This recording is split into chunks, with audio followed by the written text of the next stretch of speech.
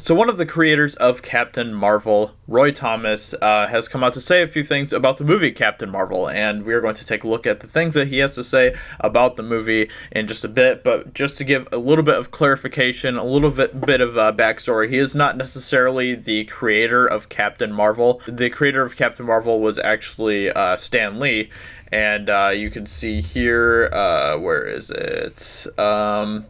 The first Captain Marvel printed by Marvel Comics was created by Stan Lee and Gene Colan in Marvel Superheroes.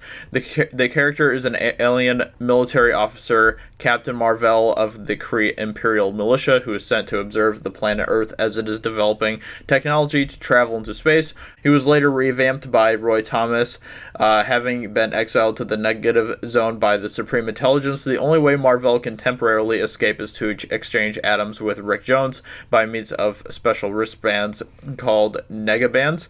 He is also given superpowers, and his Kree military uniform is replaced with a form-fitting costume. Basically, he's not necessarily the creator of Captain Marvel, but he was involved with the creative process of bringing this character to life in the comics. But he has here some interesting things to say. He says, "I really hated that they turned the Skrulls into a peace-loving race, with the Kree as the heavies. As far as I'm concerned, as the principal conceptualizer of the Kree-Skrull War, and I suspect Stan Lee and Jack Kirby would have agreed with me, the Skrulls and the Kree are each as bad as each other, as they say. Having the Skrulls all mushy and family-friendly at the end left a bad taste in my mouth." You know, I don't really know too much about that because I'm not really big in the comics or anything, but you know, I guess that didn't really bother me as much in the film, just because I don't really know the backstory of the Skrulls in the actual universe, and I thought that was a really cool twist, having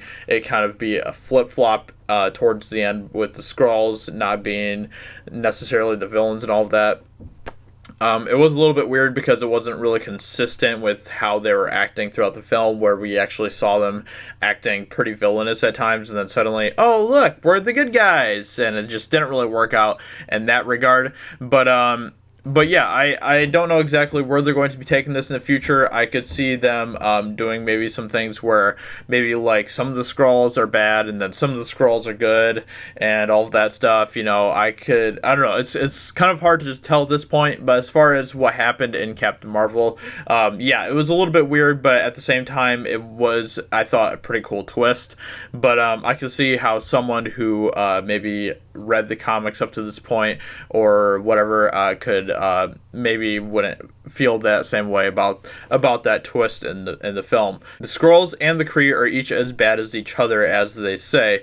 So, you know, basically he's saying that neither race is necessarily a good race, and I think that is definitely the better approach to go with these two races moving forward into phase 4 for the MCU and all of that stuff. So hopefully it's just kind of like this group of Skrulls are kind of like family-friendly good guys, I guess, but like the rest of the Skrulls are kind of evil. Who knows what's going to happen with that. But he also has here some interesting things to say about Brie Larson. Brie Larson was fine, although she wasn't given all that much emotional stuff to do. It's not one of the better Marvel movies. I dare to say it's not as good as an origin as Wonder Woman was for DC Warner. She definitely wasn't given all that much stuff to do emotionally in the film.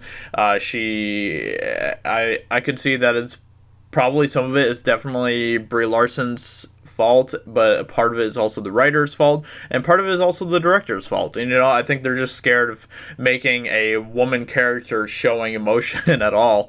And, you know, we've talked about this before, and, you know, I think that's definitely one of the flaws that they had in this film.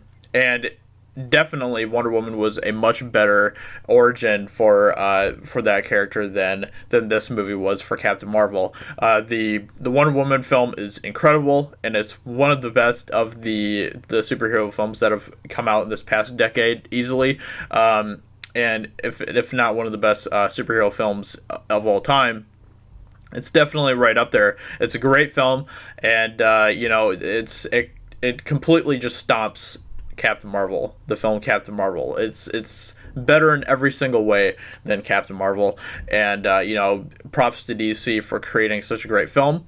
And you know, Wonder Woman's amazing. and Brie Larson definitely didn't deliver for Captain Marvel. Who knows what's going to happen in the future with Captain Marvel, with Brie Larson?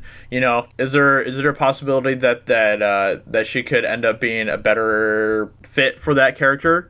I guess so, you know, but it's kind of hard to tell at this point. We'll have to see what the Russo brothers do with her in Endgame. That will definitely be a deciding factor. If the Russo brothers can't get her right, then that definitely speaks ill for her for the future moving forward. So you know, we'll just have to wait and see how the Russo brothers handle her in Endgame and see if she is more likable and more relatable in Endgame. So we'll have to wait and see. But with that being said, these are just kind of some interesting things that Roy Thomas has to say about the film, and I agree with him for the most part here, and I think he has some very fair things to say. So with that being said, I hope you guys enjoyed this bit of news, these little details here, and with that being said, I hope you guys have a great day, and I will talk to you all very soon in another video. Talk to you later. Bye.